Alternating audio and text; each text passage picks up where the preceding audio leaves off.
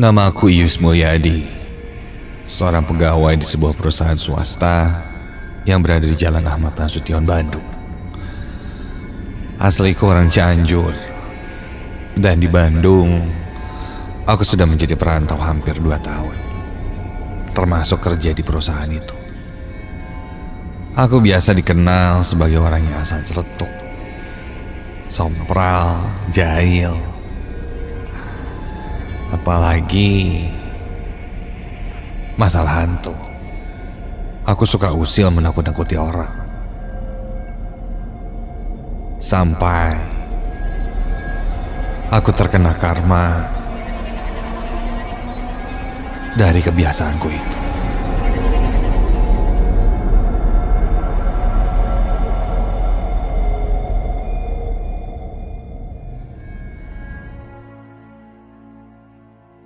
Kejadian ini dimulai saat liburan tahun baru kemarin. Aku dan teman-temanku sepakat untuk menghabiskan masa liburan tahun baru ini di pantai. Setelah berdiskusi, akhirnya kami memilih satu pantai yang berada di daerah Cianjur. Kami langsung merencanakan anggaran dan lainnya, dan menjadwalkan akan pergi ke pantai itu hari Sabtu malam Minggu. Singkat cerita, sampailah pada hari itu. Sekitar jam 10 malam, kami semua kumpul di kantor. Kami akan berangkat menggunakan mobil. Dan ketika itu adalah mobilnya Ivan, salah satu teman kami. Total yang berangkat ada 8 orang. Ivan yang mengemudi, aku duduk di samping Ivan. Di tengah ada Ica, Ahmad, Puji, dan di jok paling belakang ada Fatan, Lilis, dan Wildan. Sebelumnya, kami belum pernah mengunjungi pantai itu. Dan ini adalah perjalanan pertama kami. Hanya bermodal aplikasi Maps sebagai petunjuk arah, kami pun berangkat. Rute yang akan kami lewati ketika itu mulai dari Tol Paster, keluar ke Tol Soroja, Soreang, lalu arah Pasir Jambu, Ranca Bali, Bale Gede, hingga nanti akan sampai di sana. Setelah berdoa, Ivan pun menyalakan mobil dan kami pun mulai berangkat.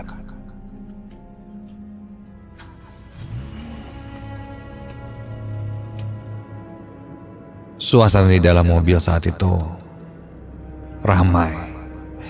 Kami tertawa dan memang sudah seperti biasa. Aku menjadi pusat perhatian, melawak hingga teman-temanku tertawa. Aku pun menyalakan radio agar tidak terlalu sepi. Dan ketika itu, lagu yang diputar malah membuat kami semakin berisik. Dan kami bernyanyi-nyanyi di dalam mobil selama perjalanan. Suasana di Bandung masih terlihat ramai. Banyak orang-orang yang berlalu lalang di sekitar jalan. Hingga keluarlah kami dari tol dan masuk melewati jalan sekitar Soreang. Perlahan, dari masing-masing kendaraan yang ada di jalanan itu mulai senyap. Hanya sedikit kendaraan dari arah yang berlawanan. Satu persatu dari teman-temanku yang tadinya bercanda, kini mulai tertidur. Dan ada juga yang memainkan handphonenya.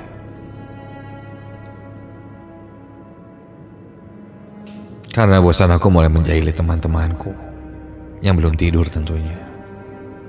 Kulihat Puji masih belum terlelap. dan masih memainkan handphonenya sambil kepalanya tertunduk. Aku lalu menepuknya. "Hei, ngelamun aja dari tadi. Awas loh, kesambet setan.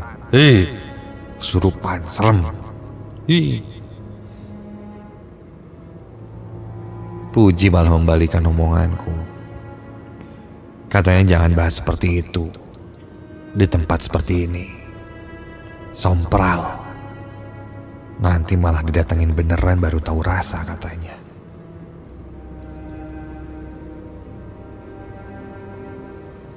Singkat cerita, saat itu sudah jam 12 malam lebih. Kami istirahat sejenak. Tak jauh dari situ Patenggang. Kami turun dan beristirahat ke sebuah warung. Ada yang ngopi, makan mie di warung itu.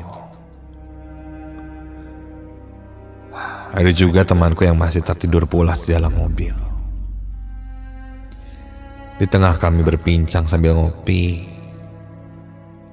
salah satu penjaga warung itu sempat menanyakan, mau kemana kami malam-malam seperti ini. Aku lalu menjawab, mau pergi ke Pantai Jayanti, Pak. Masih jauh gak sih? Penjaga warung itu malah bilang, katanya hati-hati. Selain rawan kriminal, apalagi sudah larut begini, katanya jalur itu cukup angker. Aku hanya menjawab dengan candaan kepada penjaga warung itu. Ya elah Pak, hari gini masih musim hantu. Nih Pak ya, kalau aku ketemu sama hantunya, entar diajak selfie deh Pak.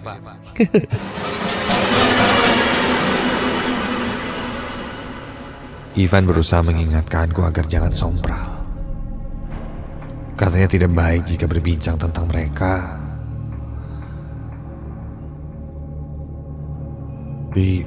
Di tempat seperti itu.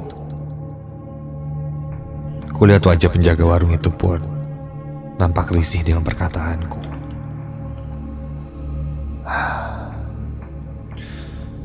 20 menit setelah istirahat, kami pun lanjutkan perjalanan. Kulihat kiri dan kanan yang tadinya banyak pemukiman warga, kini mulai sepi. Hanya pemandangan jalan yang dikelilingi hutan. Ivan fokus mengemudikan kendaraan.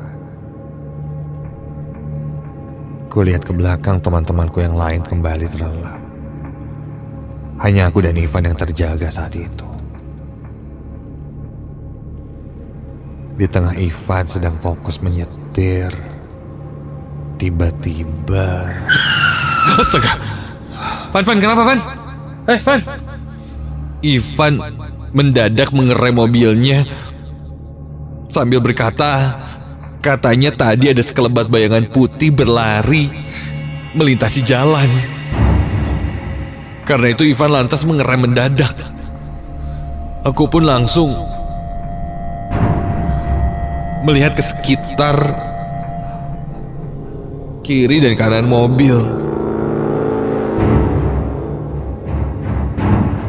Tapi tidak ada apa-apa. Lihat apa sih, Van? Nggak ada apa-apa kok. Lu udah kecapean kali jadi halu nih. Udah, pelan-pelan aja. Meskipun aku tidak melihat apa-apa, namun aku pun merasa suasana di dalam mobil yang tadinya biasa saja kini entah kenapa jadi mencekam.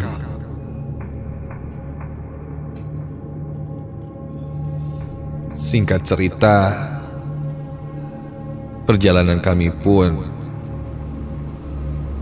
sampai, dan ketika itu sudah jam 3 pagi.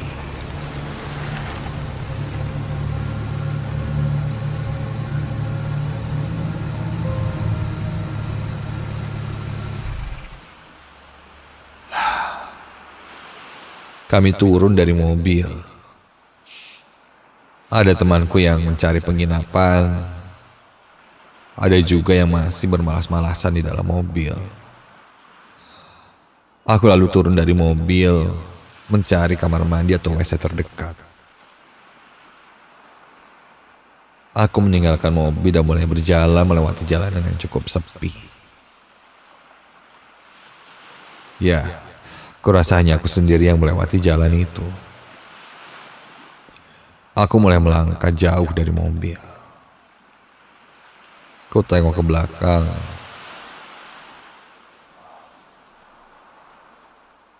Kondisi jalanan itu sepi. Dan kulihat memang ada satu WC umum yang terletak di sana. Aku kembali berjalan sampai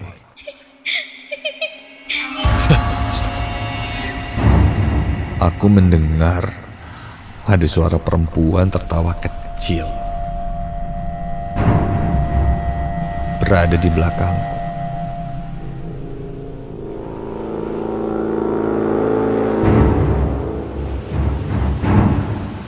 Refleks aku lihat ke belakang dan tidak ada apa-apa. Jelas sekali aku dengar suara perempuan menertawakanku. Dan ketika aku berbalik badan lagi, astaga, ya Tuhan, kini tiba-tiba saja tepat di depanku berdiri sosok perempuan menggunakan baju seperti dress berwarna putih dengan wajahnya yang sangat pucat dan bola matanya hitam pekat. Mulutnya menyeringai tersenyum dan dari sela-sela mulutnya itu keluar seperti cairan merah, seperti darah, dan tertawa sangat menyeramkan. Sosok itu hanya berdiam sekitar 4 langkah dari hadapanku dan terus tertawa seperti menertawaiku sambil melenggak-lenggokkan kepalanya dan badannya mulai mendunduk mendekatiku. Aku hanya bisa berdiri sambil memandangi sosok itu, berharap sosok itu hilang. Aku berdoa terus dalam hati dan mulai menutup mataku karena ketakutan. Dan ketika aku buka lagi mataku, sosok itu sudah hilang. Kontan aku langsung pergi dari tempat itu dan berlari hingga aku menabrak seseorang, dan ternyata itu Ivan. Dia menanyakan padaku kenapa aku berlari. Aku lalu berkata bahwa aku bertemu sosok yang menyeramkan, seorang perempuan, kataku. Ivan coba menenangkanku dan memintaku untuk menemaninya ke WC. Aku sempat menolaknya karena takut, namun Ivan memaksa. Karena berdua, aku pun jadi agak berani ketika itu.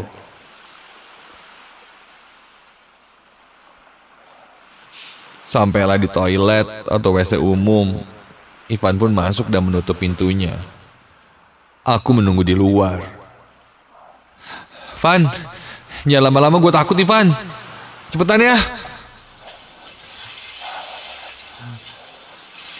Tak lama ku dengar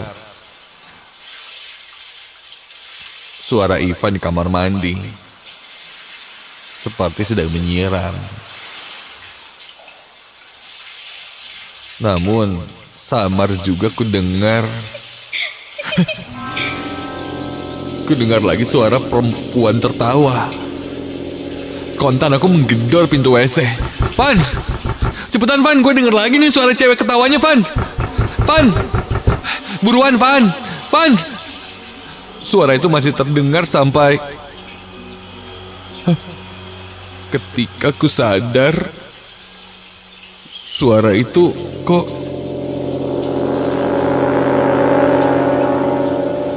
terdengarnya dari balik pintu WC ini.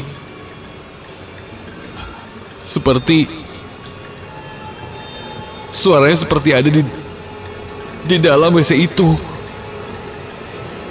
Tapi itu kan Ivan. Dan tiba-tiba muncul menembus pintu wajah seorang perempuan pucat yang tadi kulihat sebelumnya, menyeringai dan melihat ke arahku. Buru-buru aku lari sekencang-kencangnya. Tolong!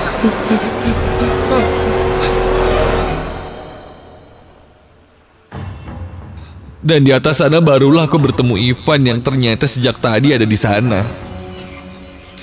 Kini aku ceritakan apa yang kulihat tadi pada Ivan dan teman-temanku. Ivan sempat menanyakan bagaimana wujudnya. Setelah aku jelaskan, ternyata sosok itu mirip seperti yang dilihat Ivan saat melintas di depan mobilnya saat itu. Dia melihat secara langsung sosok itu menyeberang, dan dia masih ingat betul.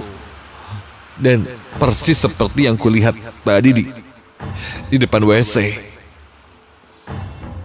Ketika aku berkata seperti itu, teman-temanku yang lain malah berasumsi bahwa aku dan Ivan hanya bercanda menakut-nakuti.